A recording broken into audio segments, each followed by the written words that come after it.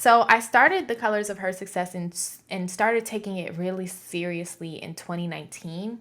And during this time, I feel I learned the most important lessons about investing in yourself and why it's so important. So, at its core, investing is the act of putting some money out there to get some sort of return back. And investing in yourself is putting your money where your mouth is to become the person you want to be or to do the things you want to do or you say you want to do. When you take the time to invest in yourself, be it health and wellness, be it your learning and development, the returns always come back tenfold. It's never a bad investment.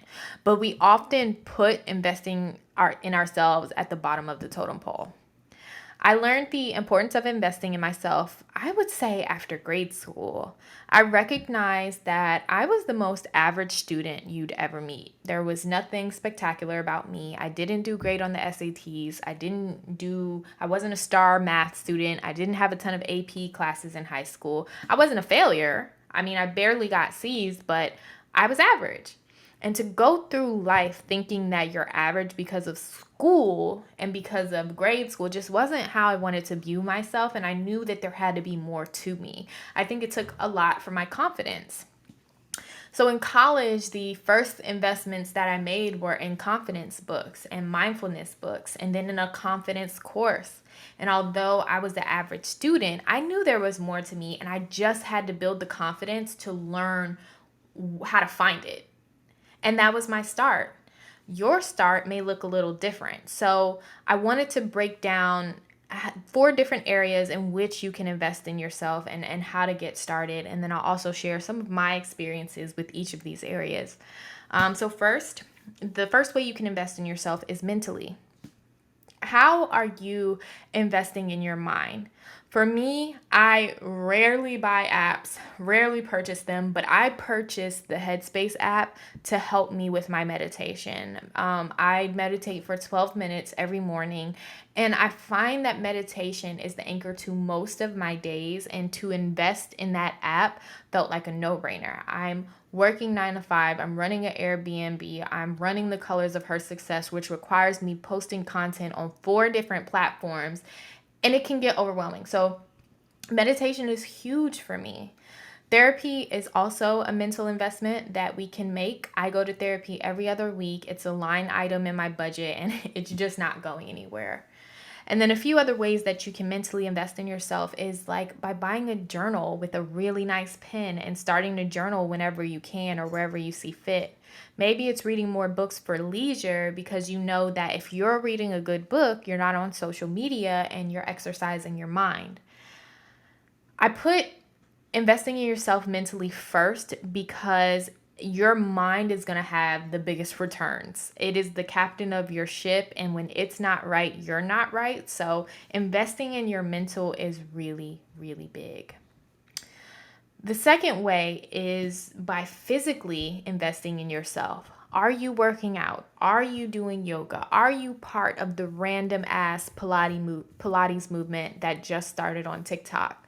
For me, I have my LA Fitness membership, but the investment doesn't just stop at paying the $49 per month for a mentorship. A membership. I actually have to go. The investment is your time too. So I go 3 to 5 times a week at 5:30 before work. And I notice that it helps me feel motivated and focused for the day, which goes into my mental health too. So it's like a 2 for 1 for me. But let me just say, I love the way my body looks. I look strong. I feel strong. I like the tone and definition that I'm starting to see in my body, and it makes me feel great. When I was going through a breakup last October, I invested in a boxing membership, and it was pricey, but it was necessary because I needed that physical release.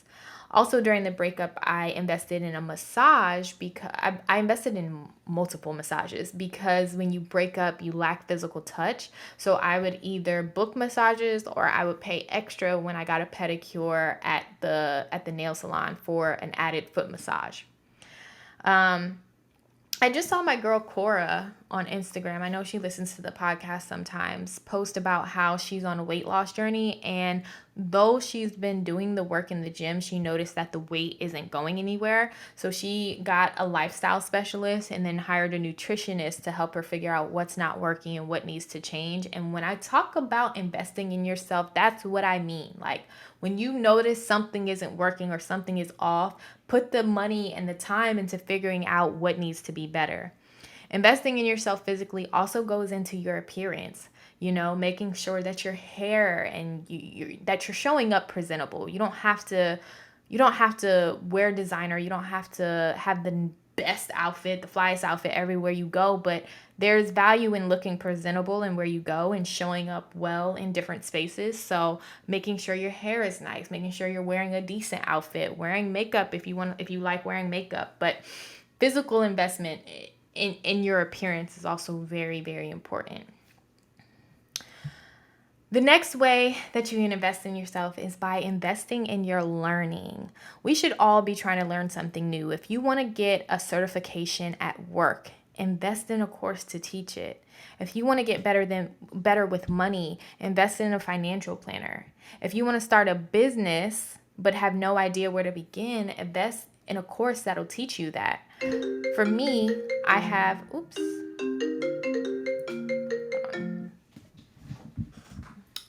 Rocky's calling me. Give me 1 second.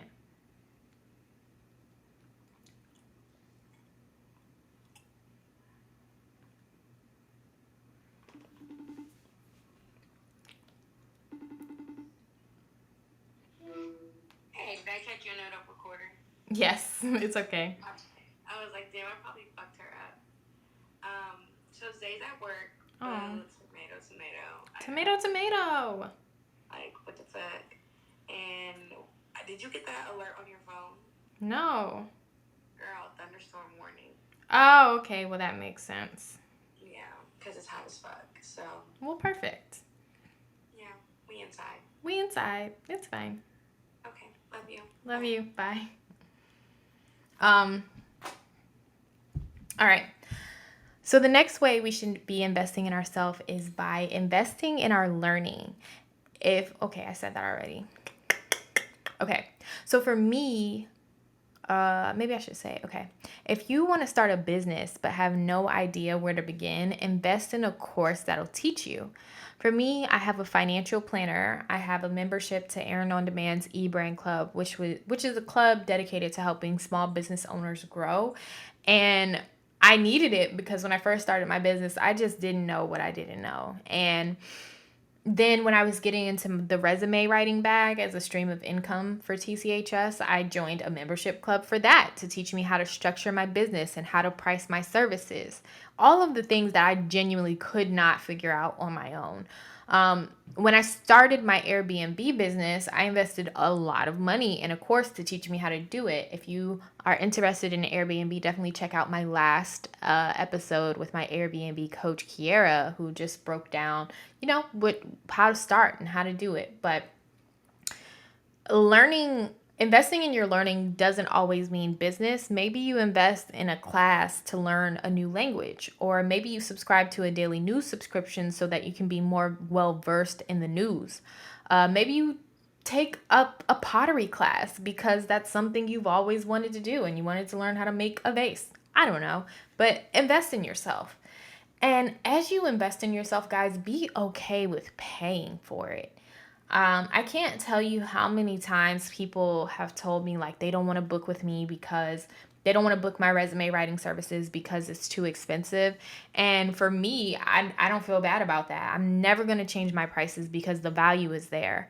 And I know, knowing what I know about business and pricing, people place value in money. So if I was charging $25 to get your resume done, you would be like, am I going to get a good resume? You would question it because you get what you pay for, right? So do not get upset with people for charging you their pricing. If you're going to invest in yourself, go all in and invest and don't complain about it.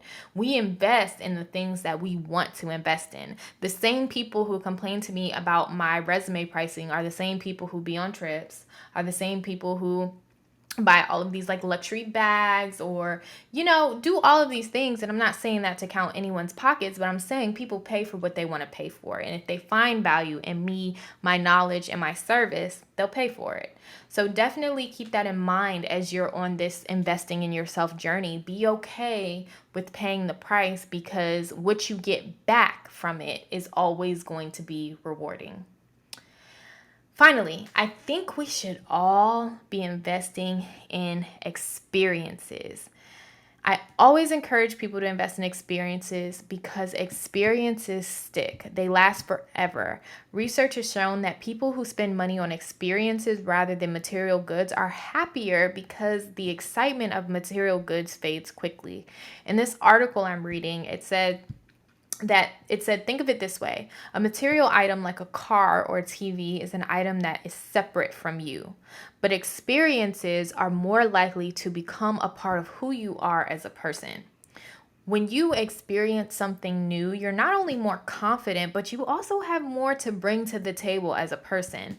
I studied abroad in France my summer of sophomore year in college, and that experience comes up in conversation so much because of what I gained from that experience.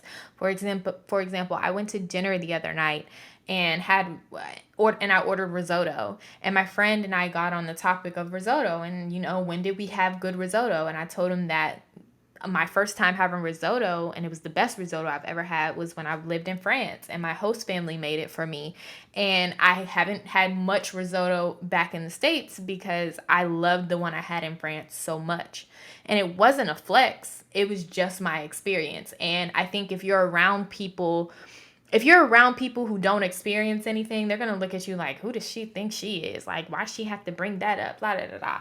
But when you're with people who actually put value in experiences, then they're going to match you with, oh, well, this one time I did X, Y, and Z. And it's like you can kind of match each other experiences. So, keep feeding into your experiences because it helps you it helps you become a more well-rounded human being. If you're financially able to travel or go somewhere new, even if it's just for a weekend, do it. It doesn't have to be a huge, big, grand vacation at all. It doesn't even have to have other people. It can be just you. This year for my birthday, I went to Arizona with two really good friends. One is Kiera, who was on the podcast a few episodes ago talking about not being afraid to change your mind.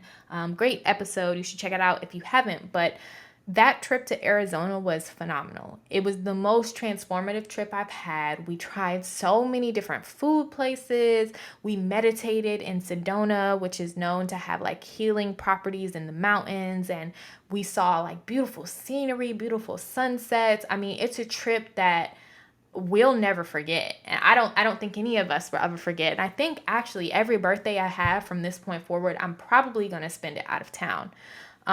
When I got promoted at work, I booked a self-care trip to the Dominican Republic. I was going to go alone, but my mom ended up going with me, which was still a great experience. And just investing in those experiences are huge.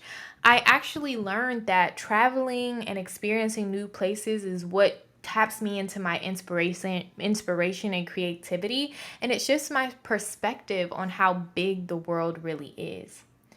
Experiences can look like travel, concerts, conferences, brunches, a really nice brunch with your girls, not your girl, but maybe a murder mystery dinner, whatever you want it to be, have the experience. Do it. There's so many things that you can try, and when you look back on your life, what will matter the most is not the money that you have or the material things that you've accumulated, but it'll be about the life you've lived and the experiences that you've had with both yourself and your loved ones and your friends. Like, that is what's going to matter at the end of life. I hope that this podcast helped you guys get a little bit more insight on investing in yourself and the importance of investing in yourself. And I hope that you guys let me know what you think about it. Shoot me a DM, shoot me a text. Let me know what resonated, and also let me know what you'd like to hear. I appreciate all of it, and I will talk to you guys soon.